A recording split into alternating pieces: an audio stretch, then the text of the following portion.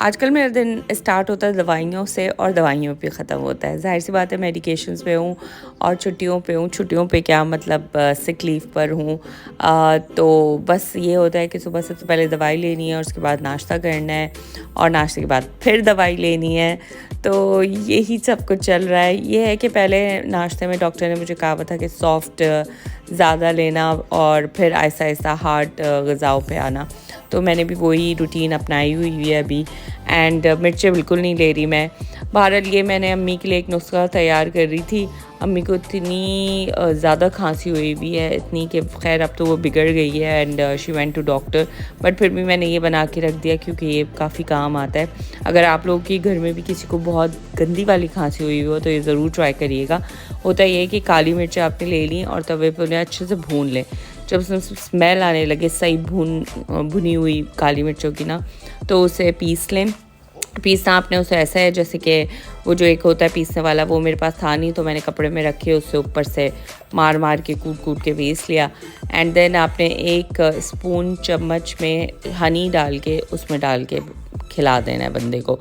मगर ये नहार मुँह करना है, बग़ैर कुछ खाए पिए। 1 हफ़्ते लगातार करें, इंशाल्लाह खांसी बिल्कुल दूर हो जाएगी आपकी। बीमारी में ना बंदा बिल्कुल कैद सा हो जाता है। पहले हॉस्पिटल में कैद रहता है और फिर उसके बाद घर पे आके कैद हो जाता है।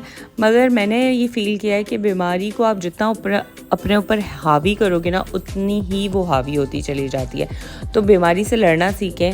जैसे ही आपको लगे कि आप थोड़ा सा अच्छा फ़ील कर रहे हैं, उठें, तैयार हों, फ्रेश अप हों और लेटे ना रहें। जितना आप लेटे रहेंगे बीमारी आप पे उतनी ही हावी होती रहेगी। तो मैं आजकल कोशिश करती हूँ कि बस अगर थक रही भी हूँ तो भी थोड़ा उठूँ, चलूँ और तैयार हूँ ताकि अच्छा फ़ील करूँ। इसी से आप बीमारी को दूर भगा सकते हैं, वरना कसम से आप पे बीमारी हावी पे हावी होती जाएगी। वैसे मैं अम्मा का सोचती हूँ कि अम्मी इतनी बीमार है, मेरी भी टेक केयर कर रही हैं, मगर उसके बावजूद अम्मी का घर माशाल्लाह कितना साफ़ सुथरा है और पता नहीं इस वक्त मेरे घर का क्या हाल हुआ होगा पर क्या कर सकते हैं। खैर एनीवेज़, तो आजकल वैसे मैं जो डाइट ले रही हूँ वो बहुत हेल्दी ले रही हूँ माशाल्लाह, क्योंकि ऑलरेडी आप लोगों को पता है कि मुझे ब्लड की कमी थी, ये सब था। तो मैं ऐसी चीज़ें आजकल ले रही हूँ जो कि ब्लड बनाएं एंड हेल्दी रहें। तो यही मेरी कोशिश होती है। और फिर इसी उसमें अच्छा, बीमारी में ना आपका दिल बड़ा करता है ऐसी वैसी चीज़ें खाने का। तो मेरा भी स्पैगेटीज़ खाने का बहुत दिल कर रहा था, मगर मसला ये कि मैं स्पाइसी फ़ूड अभी बिल्कुल नहीं खा सकती। तो फिर हमने ये सोचा कि 2 तरह के स्पैगेटीज़ बनाते हैं। एक बनाते हैं नॉर्मल और एक बनाते हैं मरीज़ वाले, मतलब मेरे तो फिर 2 जगह स्पैगेटीज़ आज बनने लगे और कीमे वाले मेरे खाने के दिल कर रहा था। भाई देसी हैं तो देसी टाइप वाले कभी कभी खाने का दिल करता है। तो फिर हमने ये सोचा कि चलो मिलके बनाते हैं। एंड मैं तो खैर क्या बना सकती थी, मैं तो बस व्लॉग बना रही हूँ आप लोगों के लिए। और ये जो शानदा की भी है, आजकल मेरे घर में एक बड़ी कहानी चल रही है। सबके गले ख़राब हुए हैं, सबकी तबीयतें ख़राब हैं, मगर सब ने जोशानदा का हाथ पकड़ा हुआ है जैसे कि जोशानदा उनको बचा लेगा। आई नो जोशानदा काम करता है, मगर दवाइयों पे कोई, मतलब दवाइयों से बढ़ के कोई है। तो लोग मेरे घर में दवाइयों से ज़्यादा जोशानदा को प्रेफरेंस दे रहे हैं तो खैर back to macaronis, I mean sorry spaghettis. Spaghettis बड़े मज़े के बन रहे थे एंड ये अभी प्रोसेस स्टार्ट हो गया है। कीमा वीमा जो है वो उसका जो है सालन बन रहा है एंड स्पैगेटीज़ एक तरफ हो रहे हैं। और अब आप देख रहे होंगे कि एक ये जो तवे में चढ़ा हुआ है ना, ये मेरा है। मतलब ये बिल्कुल इसमें हल्का हल्का मसाला डलेगा, नाम के बराबर। और ये मेरी भाभी ने एक टिप भी दी कि जो पानी होता है ना स्पैगेटीज़ का, वो बचा के रख लिया करें, ताकि एंड में कभी जो स्पैगेटीज़ अगर सूखे पड़ जाएं तो उस पर से आप पानी थोड़ा सा उसका स्पैगेटीज़ का डाल लें तो वो बड़े मज़े के हो जाते हैं। तो ये थी एक टिप जो कि आज भाभी ने दी। मैरी के अलावा भी घर में कोई टिप देने वाला आ गया है अच्छा, सीन पता है क्या होता है कि जब डॉक्टर आपको कुछ मना कर दे ना खाने को, आपका दिल वो ही खाने को करता है। अब आजकल डॉक्टर ने मुझे बिल्कुल स्पाइसी फूड मना किया हुआ है, तो भाई मेरा दिल करता है कि स्पाइसी फूड खाऊं। जबकि ट्रस्ट मी, आम लाइफ में I don't like spicy food, मुझे कम मसाले ही पसंद हैं, मगर क्योंकि डॉक्टर ने मना किया हुआ है तो अब तो दिल करेगा। एनीवेज, देखें आप दोनों जगहों पे ये चीज़ बन रही है वहाँ जो है वो कम क्वांटिटी में डल रही है, यहाँ ज़्यादा। वहाँ कुछ आइटम्स डल ही नहीं रहे हैं बिकॉज़ वो ज़्यादा स्पाइसी हैं और मैं तो खा ही नहीं सकती। तो ये सीन चल रहा है। अच्छा, आप में से काफ़ी लोग मुझसे पूछ रहे हैं कि मैं कहाँ से हूँ। तो मैं पाकिस्तान से हूँ, कराची से बिलोंग करती हूँ, पर born and brought up Dubai में हुई हूँ। तो यहीं रहती हूँ अपनी फैमिली के साथ। बाकी अगर आप मेरे व्लॉग्स देखेंगे तो आप लोगों को समझ आ जाएगा कि हम लोग कहाँ रहते हैं और कितने फैमिली मेम्बर्स हैं, क्या है। आगे भी इंशाल्लाह मैं आप लोगों को बताती रहूँगी।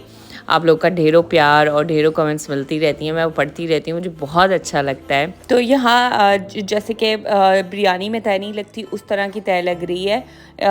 चावलों की और सालन की तय लगती है ना, इसमें लग रही है कीमे की और स्पेगेटीज़ की एक तय। अच्छा, यहाँ आप एक काम कर लिया करें कि स्पेगेटीज़ में ऑलिव ऑयल मिक्स कर लिया करें। ऑलिव ऑयल से होता ये है कि स्पेगेटीज़ सॉफ्ट हो जाते हैं और उसे मिक्स करने में भी इजी रहता है, वो चिपचिपे नहीं रहते।